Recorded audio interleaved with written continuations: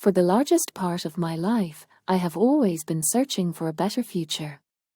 I never could identify what I was searching for, but the deep and intense desire to want more took up most of my waking time. It was a very frustrated feeling, as I was always looking for something that I did not know what I was looking for.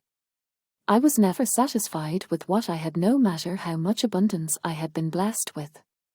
I am not sure if it was because of my upbringing that motivated me toward perfection or something innate in me. I remember on the night before my first day of school, I had a lot of wonderful thoughts on starting my schooling life. However, that eagerness was short-lived. On the next day, I told myself that schooling life was torturous and was pining for the day that I would finish school. The next thing I remember about my school life was when I was 10. Till then, I was a mediocre student.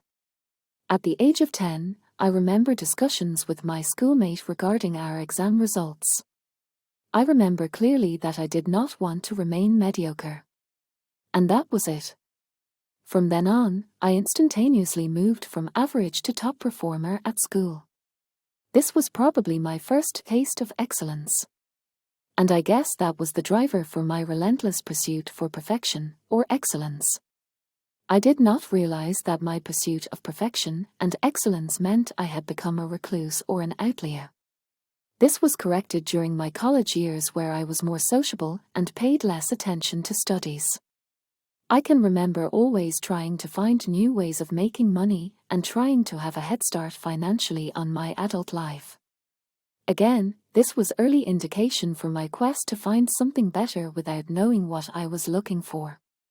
I remember around my first year in working life that I was introduced to Robert Kiyosaki's Rich Dad, Poor Dad. I was mesmerized by the book's contents, and immediately I found myself searching for financial freedom. I started reading other books recommended by the author, and from then on started gorging self-help books one after the other. I had set up this complex blueprint to financial freedom, and my plan was to retire before the age of 30. What I was not informed in any of these self-help books was that the author in any book is an expert in one single area of discipline. I started modeling myself to the authors and blindly started taking their word for the gospel truth. This was a catastrophe. I started taking advice from these so-called mentors and distanced myself from family and friends who did not have the same mindset. This was eventually short-circuited when I was given a good shellacking from my sisters. This did not deter me from following my blueprint to success. I continued working on ways to achieve financial freedom, and along the way, came across the discipline of neuro-linguistic programming, known as NLP. This was another aha moment for me when I realized I could master the art of self-discipline and persuasion with this newfound discipline. Little did I realize that I started taking things verbatim without applying any common sense to the context. Again, I started thinking I was invincible and above others, and eventually I crashed miserable once again, only to be where I had started off.